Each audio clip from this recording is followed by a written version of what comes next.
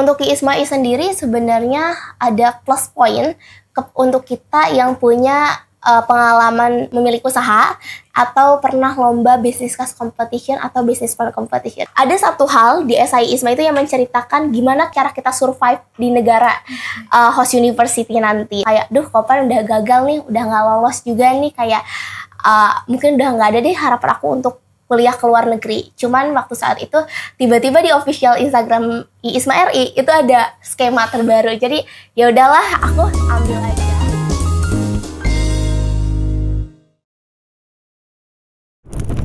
Halo Sobu, kembali lagi di You Talks, Unila Talks, sebuah podcast inspiratif yang tentunya akan menghadirkan para narasumber yang kreatif dan juga menginspirasi.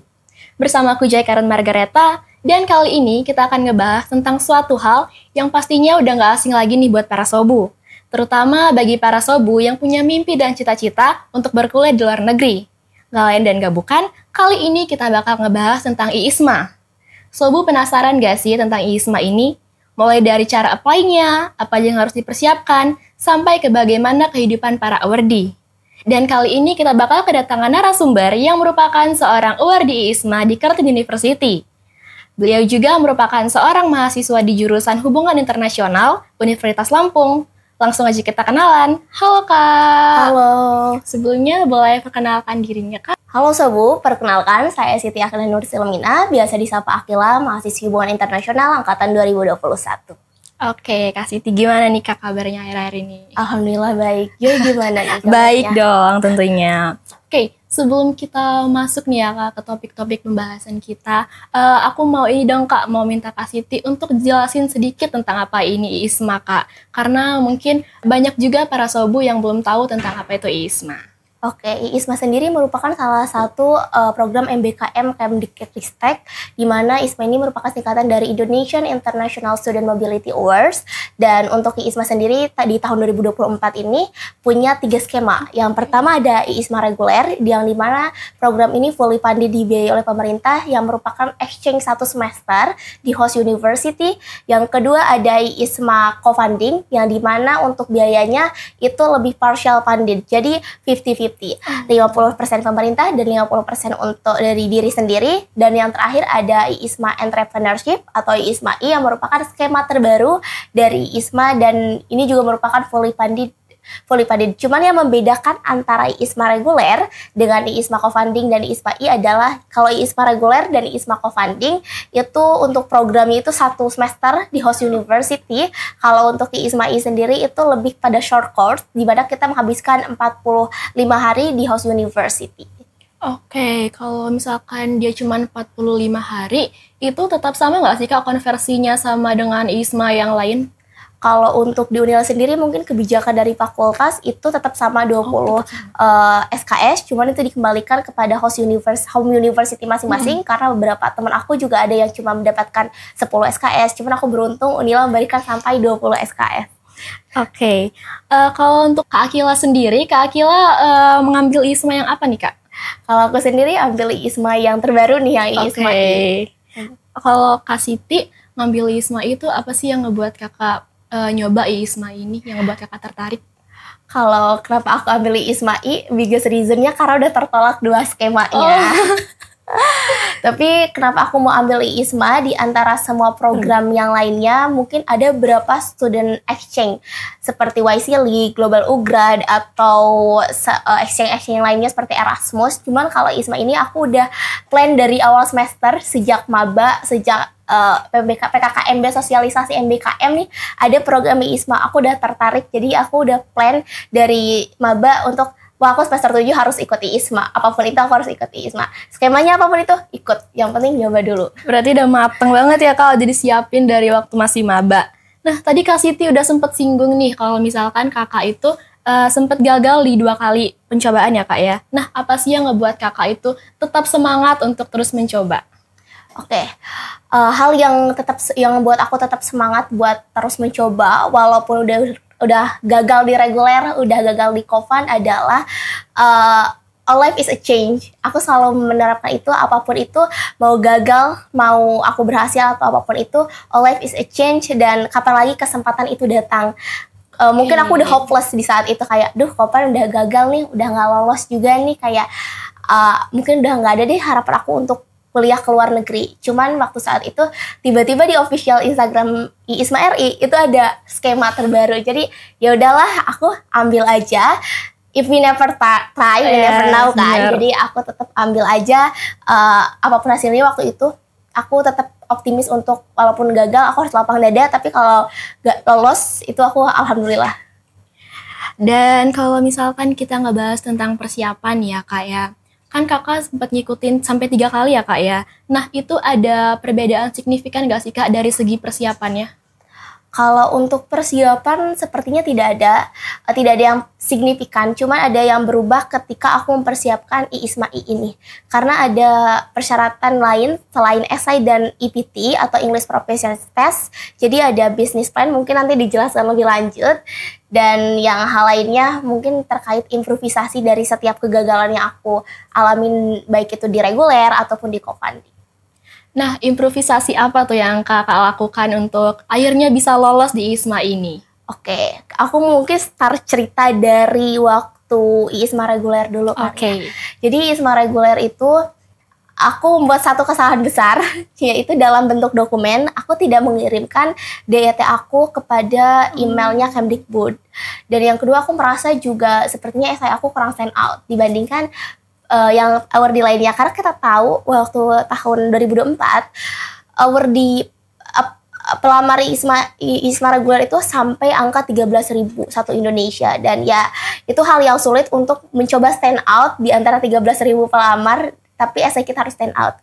Oke, mungkin di situ aku improvisasi terlebih di bidang esai dan tidak melakukan kesalahan yang sama dalam submit dokumen. Yang kedua, aku akhirnya kalau IISMA co-funding kan sudah ada di tahun 2023, jadi aku tahu bakal ada. Dan waktu di co-funding, akhirnya aku coba rombak esai aku dari awal, coba lebih otentik, dan coba mengaplikasikan kalau yang nulis esai itu benar-benar nyerminin diri aku. Kayak, oh ya udah, ini Akila yang sebenarnya, daripada harus ngebuat fake esai atau segala macamnya. Dan ya alhamdulillahnya aku lolos sampai interview. Tapi ternyata setelah pengumuman IISMA co-funding, aku juga nggak lolos. Mungkin itu aku ada sedikit nervous dan juga sedikit kesalahan. Ada miss belum terlalu perfect mungkin untuk diwawancara. Akhirnya setelah itu dinyatakan tidak lolos, adalah skema terbaru IISMA I ini. Untuk IISMA I ini sebenarnya aku untuk esai itu tidak sebanyak IISMA reguler dan co-funding, karena mereka menggunakan 4 pertanyaan.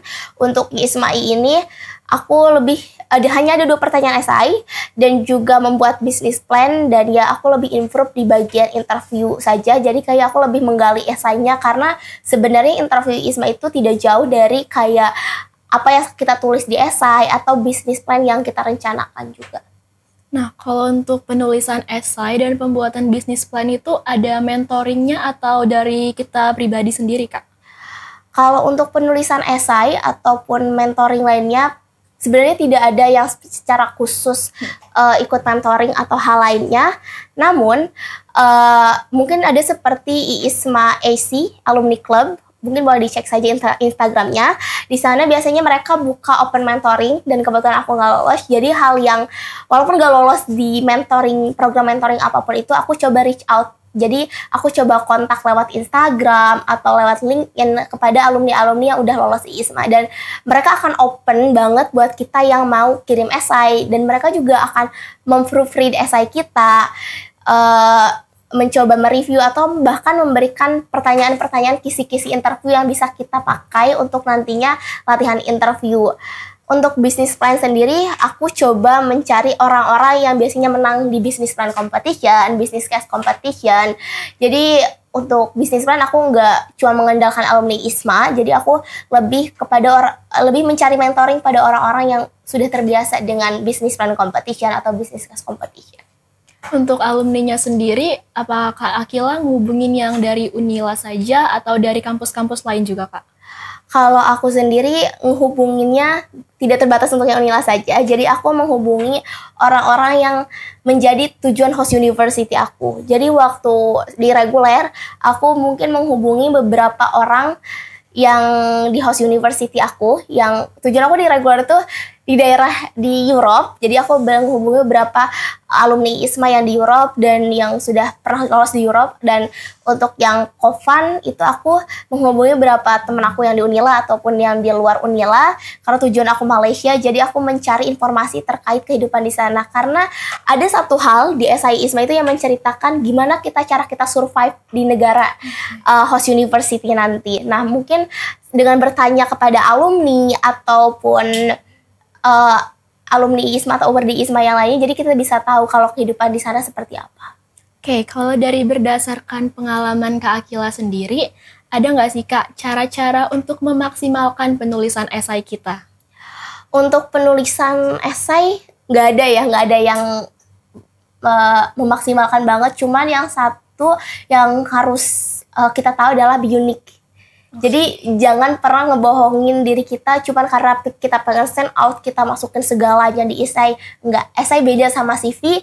Jadi kita harus bener-bener kayak dengan sebenarnya di esai itu bisa kita nulis satu pengalaman dengan detail dan itu relatable selama hal ini membuat kamu stand out. Jadi intinya kamu jangan jadi orang lain atau apapun itu. Jadi kalau nulis esai untuk ISMA sendiri, be unique and be yourself aja sih. Jadi dari diri sendiri aja Kak ya, jangan buat suatu hal yang melebih-lebihkan diri kita. Oke. Nah, selanjutnya nih, ketika Kak Akila udah sampai di Perth University, gimana sih cara Kakak untuk beradaptasi dengan lingkungan, transportasi, cuaca, dan lain-lain? Oke, untuk adaptasi ya, mungkin pertama kita, walaupun kita sama-sama di bagian selatan dunia, cuman itu akan ada yang namanya perbedaan cuaca. Indonesia mungkin hanya punya 2 cuaca, tapi berbeda dengan Australia yang punya 4 cuaca. Jadi waktu aku datang di sana November, itu musim semi, dan ya aku pikir udah kayak, udah musim semi bulan terakhir, udah panas, udah mau summer nih. Ternyata pas aku sampai sana, kebetulan kan aku waktu berangkat nggak langsung ke Perth, tapi transit dulu di Melbourne.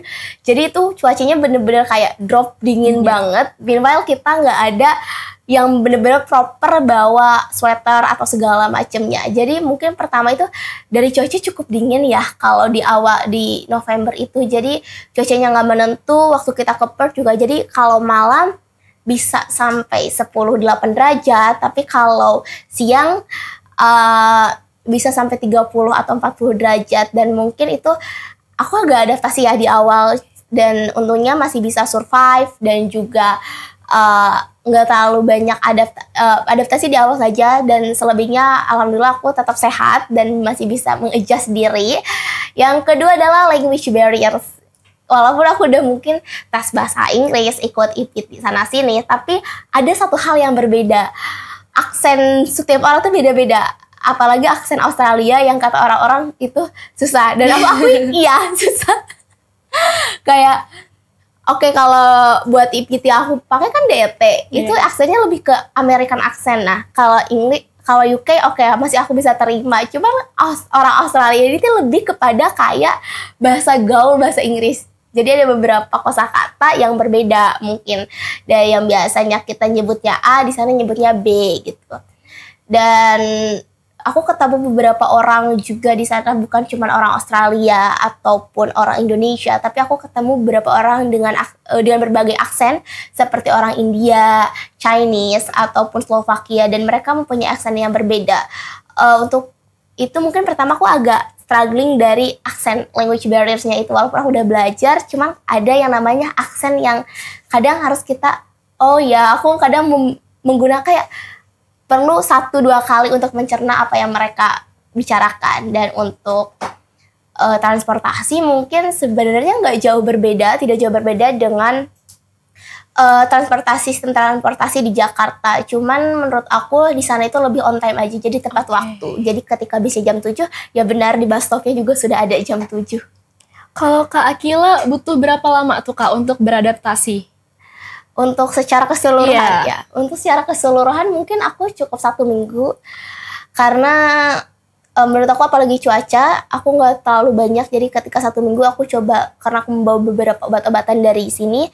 Jadi datang ke sana aku coba untuk menyembuhkan diri dulu, dan yang untuk bahasa kayaknya semakin lama semakin kita banyak berkomunikasi dengan orang lain, dengan beberapa orang yang berbeda, itu kayak memudahkan kita untuk mencerna apa yang mereka maksud ketika kita berbicara. Lawan bicara kita bukan lagi orang Indonesia ataupun orang Australia, dan ya itu cukup struggling di awal saja, mungkin di 1 minggu pertama, selebihnya fine-fine aja. Oke, lumayan cepet juga Kak ya.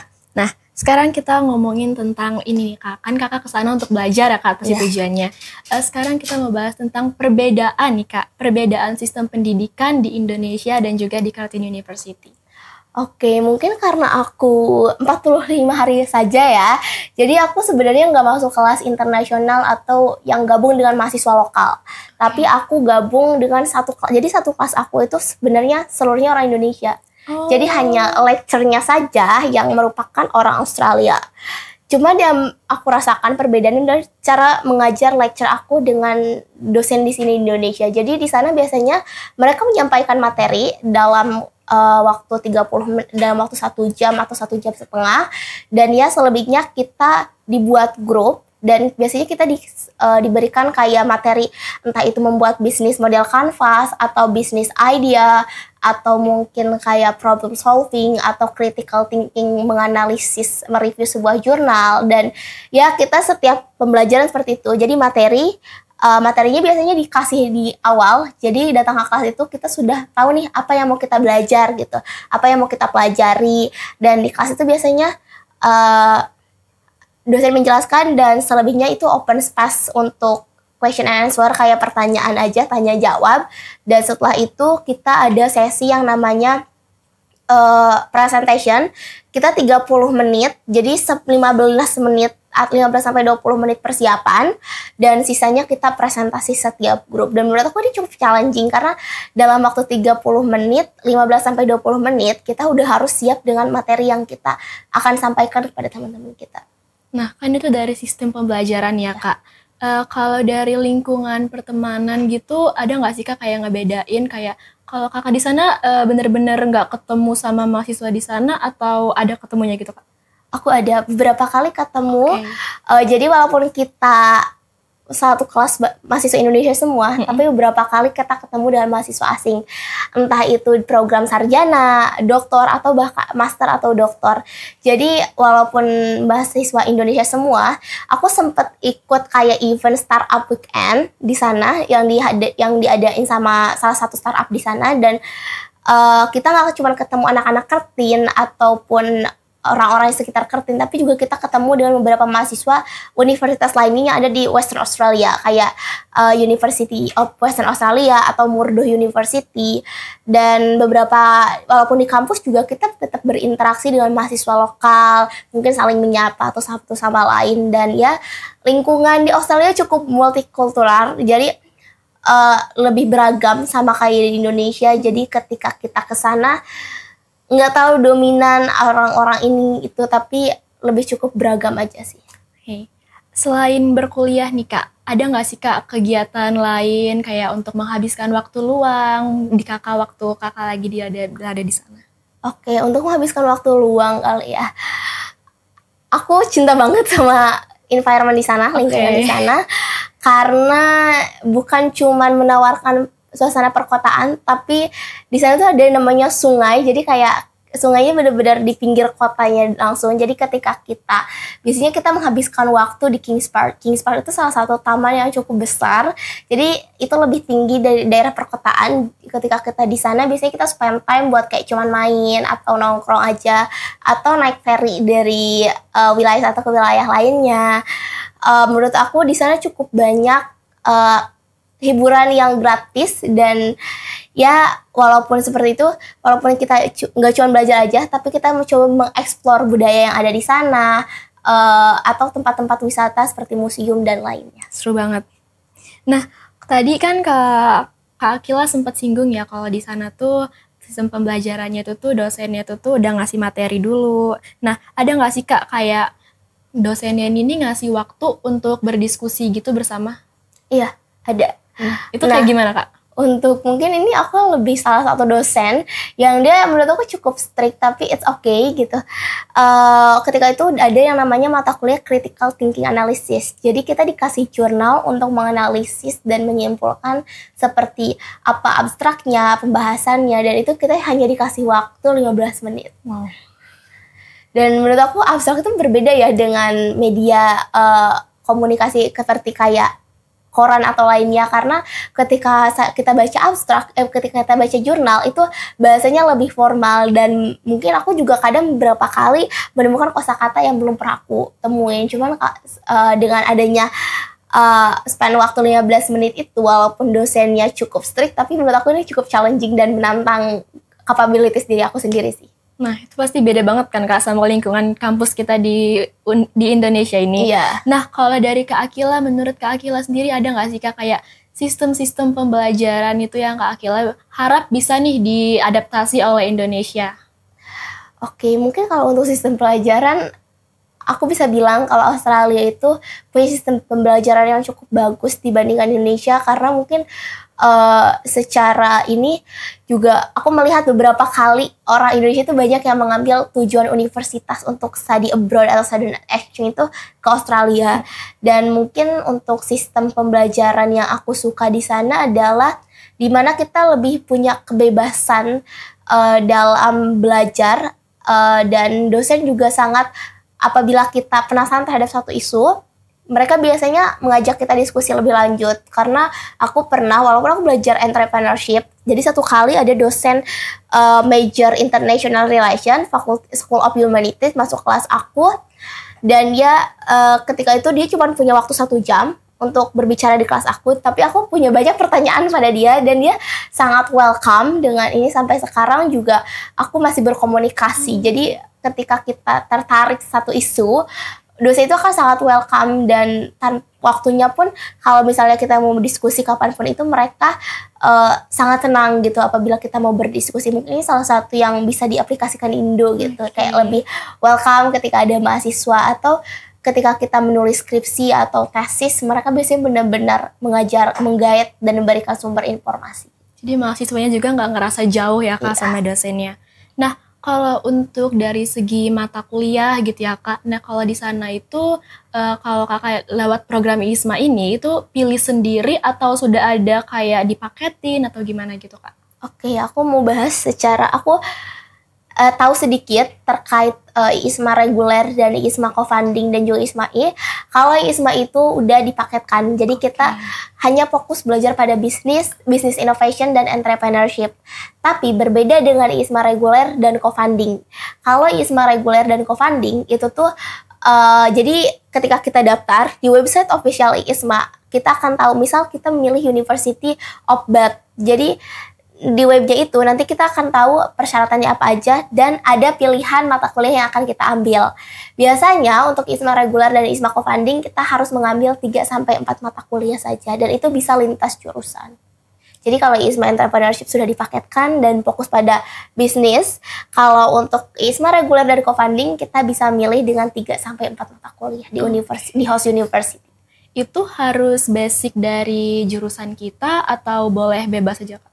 Kalau buat reguler dan co-funding itu bebas. Bebas. Mau ambil apa? Oke. Nah, selanjutnya nih Kak, kalau kita lihat Kakak tadi lewati ISMA I, waktu pendaftaran itu ada nggak sih Kak kayak kita ini tuh harus punya bisnis atau punya sesuatu hal yang condong lah di dunia perbisnisan ini? Oke, untuk ISMA I sendiri sebenarnya ada plus point untuk kita yang punya pengalaman memiliki usaha atau pernah lomba business class competition atau business plan competition. Tahu ya, kayak kalau sekarang tuh kayak business class competition atau business plan competition tuh digemari banget. Jadi at least punya pengalaman itu, kalaupun tidak punya pengalaman itu harus memiliki usaha. Baik itu yang sudah berjalan atau sudah tidak berjalan. Kalau Kak Akila sendiri lewat yang mana? Kalau aku dengan modal punya bisnis usaha sendiri, jadi sempat punya usaha buket di awal banget waktu maba kelas 3 SMA sampai semester 3 sepertinya. Cuman aku discontinue dulu karena waktu itu lebih fokus ke kuliah dan itu jadi aku modal nekat aja sih Isma. Iya, aku gak pernah ikut lomba bisnis case atau bisnis plan, tapi aku dengan modal bisnis aku ini, jadi aku daftar gitu. Kalau misalkan kita lewat jalur Kak Akila tadi ya, lewat jalur kita punya Saha, itu tuh kita tetap nyusun bisnis plan atau enggak Kak? Tetap nyusun. Jadi walaupun kita sudah punya usaha, bisnis plan itu kayak satu requirement layaknya SI. Jadi wajib. Itu wajib. Wajib. Dan dia akan ada template tersendiri dan kita harus membuat bisnis plan kita. Kalau dari Kak Akila, ada nggak Kak kayak kesulitan atau tantangan dalam menyusun bisnis plan? Ada. Semua orang nggak suka angka, aku agak challenge, aku agak tertantang waktu membuat bisnis plan di bagian financial projection. Kayak HPP-nya, terus budgeting-nya, budget plan-nya, profit plan-nya, itu cukup tertantang ya, karena aku waktu itu running bisnis karo small business dan bisnis plan aku berbeda dengan bisnis yang aku punya. Dan ya beberapa orang tuh aku juga bilang aku cukup tertantang sih waktu buat financial projection-nya. Jadi itu nggak linear, nggak apa-apa ya Kak, kalau misalkan bisnis yang kita punya sama bisnis plan kita berbeda nggak apa-apa? Nggak apa-apa. Oke. Nah, kalau dari Kak Akila sendiri kan tadi udah disebutin ya tantangan-tantangannya. Nah, Kak Akila gimana sih Kak cara mengatasi tantangan tersebut? Cara mengatasinya intinya confident aja, pede aja. Pede aja ya. Nah, kalau Kak Akila nih, Kak Akila lolos IISMA-I. Menurut Kak Akila sendiri, apa sih Kak tips utama yang paling gong gitu membuat Kak Akila ini bisa lolos? Tips utama, since aku udah ditolak 3 kali, 2 kali di ISMA dan 1 kali di Erasmus. Yang pertama adalah, kalau untuk tips untuk lolos adalah, pertama kita harus punya mental baja. Ketika kita nggak lolos, ya sudah nggak apa-apa gitu. Walaupun nanti akan ada pastinya anger, kayak menyalahkan diri sendiri, tapi akan ada pastinya kalian acceptance. Ada yang namanya fase acceptance, atau yang kedua adalah pokoknya ambil aja semua kesempatan yang dipunya. Dan untuk pengalaman aku mungkin lebih banyak menabung di pengalaman. Jadi kalau misalnya kita punya banyak pengalaman seperti berorganisasi, ikut lomba, atau misalnya internship, itu bisa menjadi bekal buat kita bisa nanti kita ceritakan di esai. Jadi kita bisa menceritakan selama kita jadi mahasiswa sebelum kita daftar ISMA apa sih yang kita lakukan, dan itu menjadi salah satu poin yang bisa kita point out dan kita tulis di esai kita dan kita ceritakan mengapa kita layak. Yang kedua mungkin IPT sih. Jadi kalau misalnya bilang aku nggak bisa bahasa Inggris atau segala macam, kalau misalnya pengen di ISMA bisa dicicil untuk IPT-nya. Ada beberapa banyak skema IPT seperti Duolingo, itu paling murah dan affordable. Dan yang kedua mungkin ada TOEFL dan juga IELTS, tapi untuk harganya mungkin lumayan di atas DT. Jadi untuk bekal untuk lolos di ISMA adalah di pengalaman sih. Karena tadi Kak Akila udah singgung nih ya Kak tentang organisasi. Kak Akila sendiri ikut organisasi atau enggak Kak? Aku ikut. Apa aja tuh Kak? Kalau untuk organisasi mungkin kalau untuk internal Unila aku ikut beberapa klub bahasa English baik di fakultas ataupun di Univ kayak ISO dan juga SPEK. Dan juga aku juga join ISEC in Universitas Lampung. Untuk di eksternal mungkin aku join kayak ASEAN Youth Organization dan juga Globi sih. Seberapa penting sih Kak pengalaman kita dalam berorganisasi ini untuk mendukung kita mengikuti ISMA? Kalau aku bilang penting, mungkin penting bisa jadi bekal saja. Kalau misalnya nggak penting juga nggak terlalu, tapi kita butuh buat nanti ada hal yang kita ceritain di esai. Nggak perlu organisasi, kalau kamu suka lomba ya udah ikut aja lomba. Nanti kamu bisa ceritain pengalaman kamu lomba gimana, struggle waktu lomba gimana. Atau hal apapun itu. Kalau misalnya sukanya internship, ya udah ambil aja internship. Yang penting kamu ada bekal yang bisa kamu ceritakan di esai ISMA bahwa kayak aku loh mahasiswa yang semester 1 sampai 3 ini udah nabung beberapa pengalaman untuk bisa mendukung aku ikut atau apply ISMA. Jadi nggak apa-apa ya Kak kalau kita nggak ikut organisasi, yang penting kita punya pengalaman di bidang-bidang lain. Iya. Oke, selanjutnya nih. Ketika kakak lolos si ISMA ini ya kakak memberitahu keluarga kakak, gimana sih Kak respon orang tua dan keluarga kakak terhadap berita yang kakak bawa itu?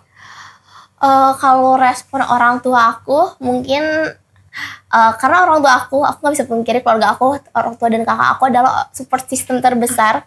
Mereka ada ketika aku gagal berkali-kali, aku udah nangis berkali-kali, udah anjir sama diri aku sendiri sampai akhirnya aku tahap acceptance. Mungkin orang tua aku bangga, dan yang kedua sangat bersyukur karena akhirnya aku bisa memanifestasikan apa yang aku inginkan sejak maba benar-benar terwujud. Karena jujur untuk plan study abroad ini selain maba, selain dari mahasiswa baru, aku terpengaruh juga dengan kakak aku sendiri yang sudah duluan. Jadi orang tua aku pasti bangga, dan mungkin kalau mau ingin tahu cerita lebih lanjut gimana support orang tua aku, mendukung aku, terutama ibu aku, boleh mungkin ya dicek aja di official IISMA RI ataupun di Magang Merdeka, Kampus Merdeka. Oke, mungkin yang terakhir nih ya Kak ya.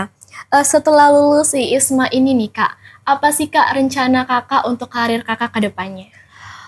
Untuk rencana dan karir mungkin aku lebih ingin bekerja terlebih dahulu supaya aku punya bekal lain yang bisa nantinya aku ceritakan kenapa aku bisa harus menjadi awardee di S2 nanti.